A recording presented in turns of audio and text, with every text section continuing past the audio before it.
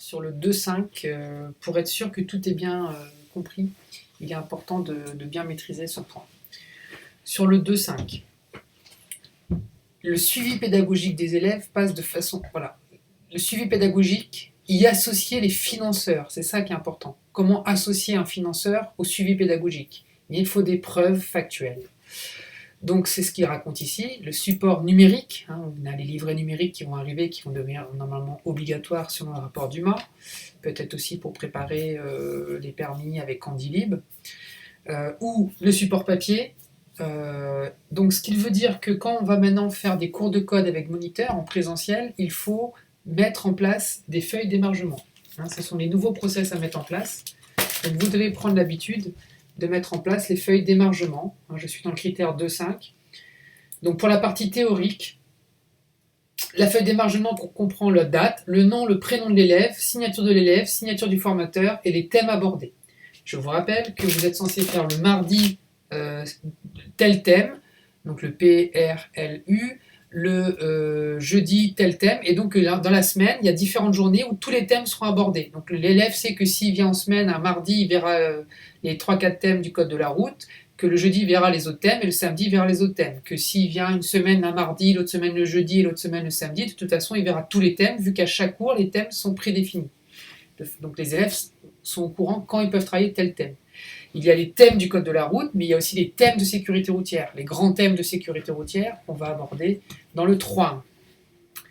Donc on fait des feuilles d'émargement pour les cours de code avec moniteur.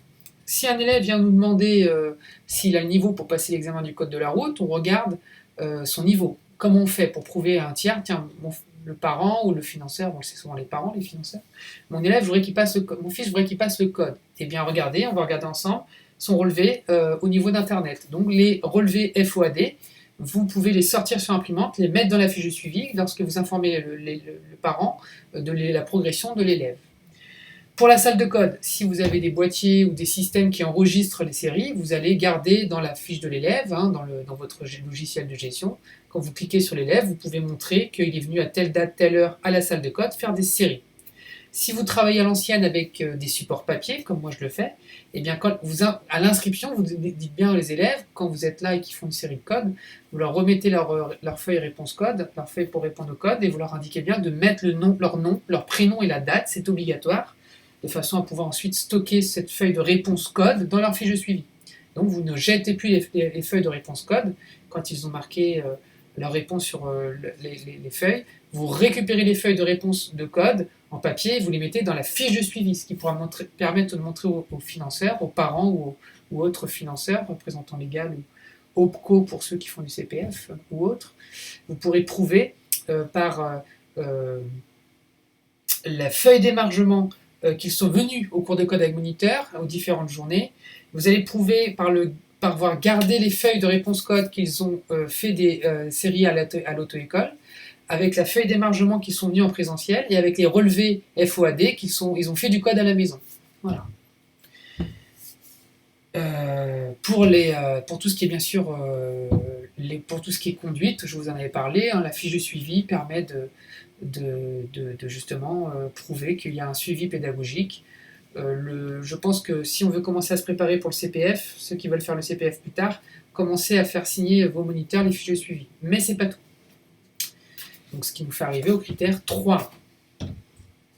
Donc le critère 3.1, soumettre à chaque élève un parcours de formation. Papier ou dématérialisé. Alors, papier, oui, de toute façon, ils ont un livret d'apprentissage où il y a un parcours de formation, le parcours REMC, qui est sous forme de compétences et sous-compétences.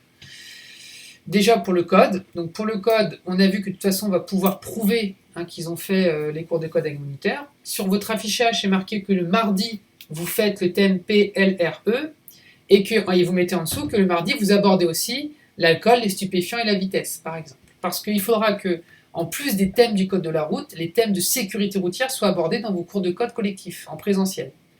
Les thèmes obligatoires, c'est l'alcool, stupéfiants, vitesse, défaut de port de la ceinture de sécurité et les distracteurs. Ça, c'est vraiment les gros thèmes de sécurité routière qui doivent être mis en parallèle des thèmes du code de la route. Donc les élèves vont pouvoir, on va pouvoir prouver qu'il y a cette progressivité, qu'il y a ces cours obligatoires avec les feuilles d'émargement, etc. Tout ce qu'on a pu prouver dans le 2.5.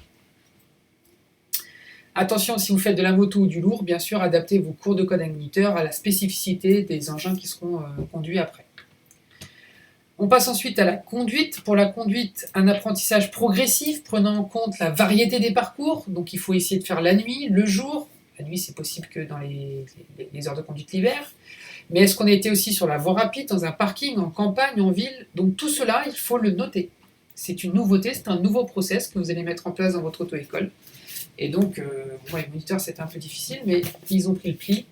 Voilà, donc sur la fiche de suivi, vous continuez à mettre vos commentaires, mais vous rajoutez que ce jour-là, il y avait de la pluie, le trafic était fluide, qu'on a travaillé sur voie rapide en campagne. Voilà, donc là, vous faites vos 2 dernières heures de conduite avant le permis. Eh bien, l'élève, vous mettez trafic dense et moyen, hein, dense au début, et puis un peu moyen sur la fin de l'heure de conduite, que vous avez fait de la ville, de la campagne et de la voie rapide et un peu de parking, et que il y avait de la pluie, où il faisait beau, où c'était nuageux, tout simplement. Donc ça, c'est un nouveau process que vous devez mettre en place dans vos auto-écoles, parce que vous devez avoir une progressivité dans un label qualité. Il ne faut pas que ce soit toujours pendant 20 heures du parking, bien entendu. Voilà. Donc, ces parcours dégradés, ces environnements dégradés, ce trafic dense ou moins dense, les divers parcours de formation, voie rapide, ville, campagne, etc. En mettant sur la fiche de suivi ce que vous faites, c'est bon, vous pouvez le prouver.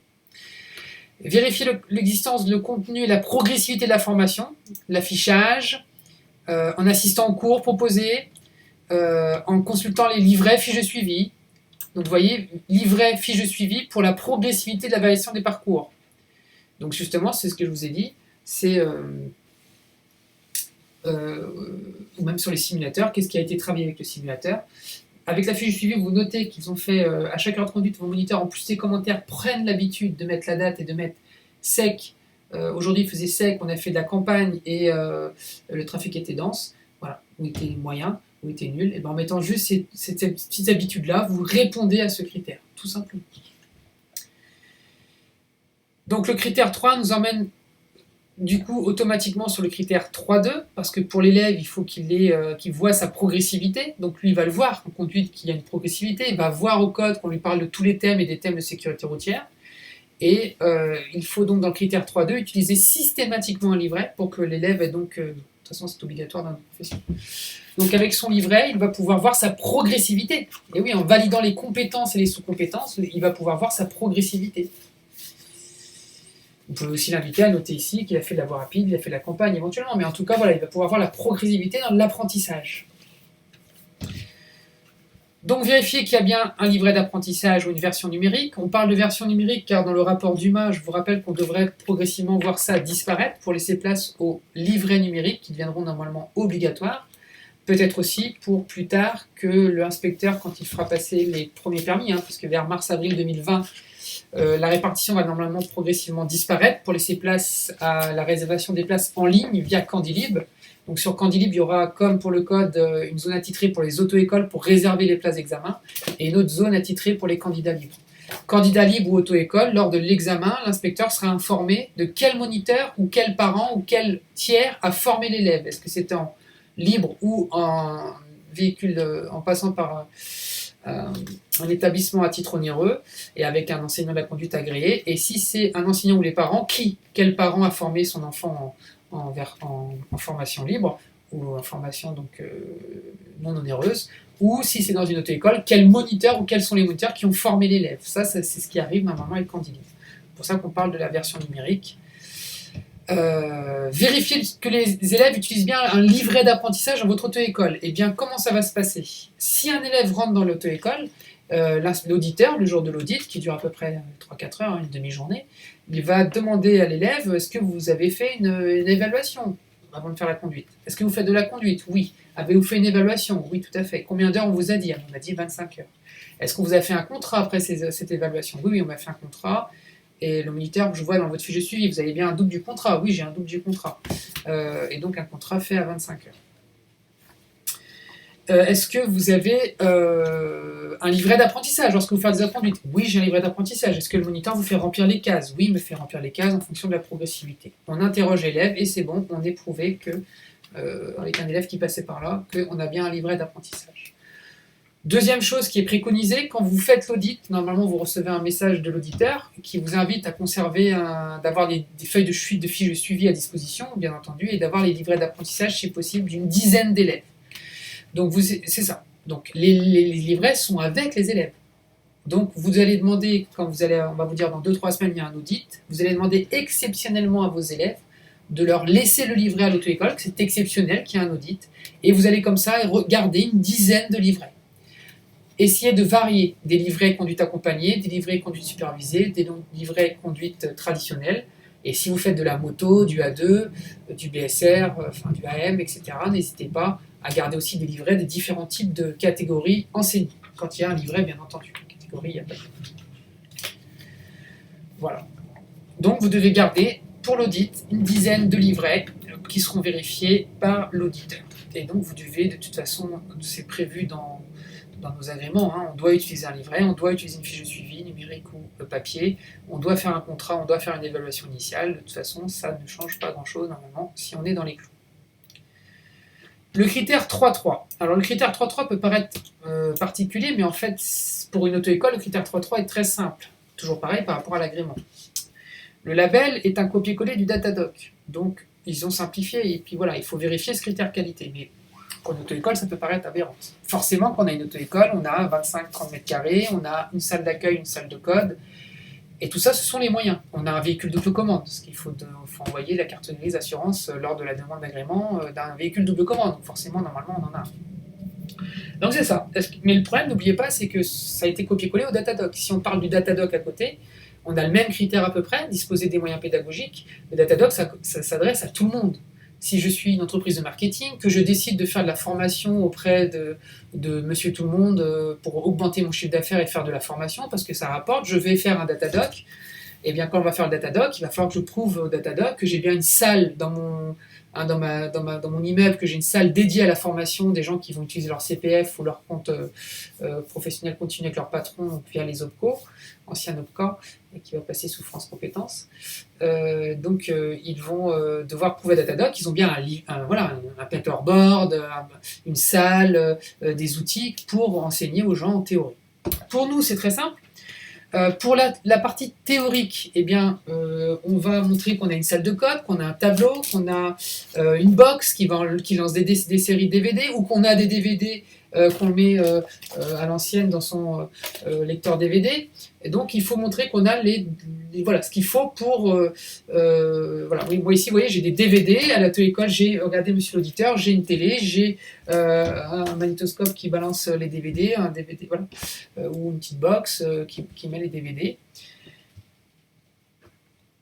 Et donc, bien sûr qu'on a une présence d'un enseignant lors des cours de code avec moniteur en présentiel, lors de l'utilisation du simulateur, on va en reparler. Pour tout ce qui est conduite, et ben voilà, tout simplement, vérifier que, c'est marqué ici, l'équipe pédagogique, entraînement, voilà, donc, comment je fais mon entraînement à l'ETG, j'ai une box, j'ai une télé, j'ai un vidéoprojecteur, j'ai un tableau, on fait des cours en présentiel, mais on a aussi la possibilité de mettre des séries de code. J'ai un ordinateur pour l'évaluation, j'ai un accès Internet, j'ai des véhicules. Les véhicules, forcément, à double commande, prévus pour la formation auto-école, école de conduite. Vérifier les moyens et les outils, donc ils vont regarder, voilà, à peu près, qu'est-ce que j'ai, est-ce que j'ai, voilà. Vérifier en consultant l'affichage ou les contrats écrits d'élèves, désignation d'un responsable pédagogique. Alors le 3.3, les moyens pédagogiques, il faut un responsable pédagogique qui gère tout ça.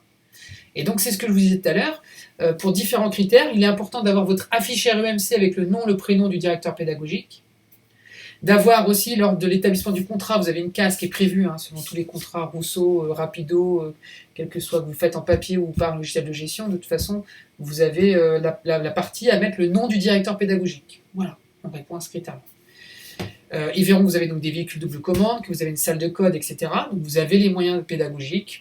Et puis on en revient au simulateur, qui, donc, je vous rappelle, on a augmenté le nombre d'heures qu'on peut faire sur simulateur. On est passé de 5 à 10. pour essayer de réduire le coût du permis. Donc c'est pour ça qu'il y a quand même une petite chose ici. Lors du contrôle, si un élève utilise un simulateur, vérifie la compétence travaillée. Et donc voilà. Donc quand vous faites sur simulateur, ils veulent vérifier qu'on ne dépasse pas la compétence 1, maîtriser le maniement du véhicule de la catégorie B du permis de conduire dans un trafic faible ou nul, et que vous avez bien un moniteur, un enseignant de la conduite qui est à côté. Donc pour cela, soit ils vont voir sur le planning qu'il y a un enseignant qui était au bureau à ce moment-là, soit voilà. Il y a sur la fiche de suivi aussi, vous pouvez éventuellement signer avec l'élève. En tout cas, il y aura l'heure sur la fiche de suivi. Il faut qu'il puisse vérifier qu'il y avait la présence d'un enseignant. Et si le jour de l'audit, il y a une heure de simulateur qui est prévue, il pourra voir qu'il y a un enseignant à l'accueil qui est là, qui peut arrêter l'audit pour, ou alors mettre un autre enseignant parce que vous serez pris par l'audit notamment. Donc voilà à peu près pour tout ce qu'on pouvait dire pour les critères 3, le 3.1, le 3.2 et le 3.3. On parle donc d'avoir les outils qu'il faut pour former les élèves, auto-école, voiture d'auto-école, salle de code, accueil, etc. On parle d'utiliser systématiquement les livrets, et on parle d'une progressivité dans les parcours qu'on peut prouver grâce à la fiche de suivi et grâce aux différentes affichages, notamment pour le code de la route, où j'avais expliqué donc plus haut que pour le code de la route, vous devez afficher les thèmes ainsi que les thèmes du code de la route, ainsi que les thèmes de sécurité routière qui sont abordés ici pour justement parler de ces thèmes-là qui sont obligatoires.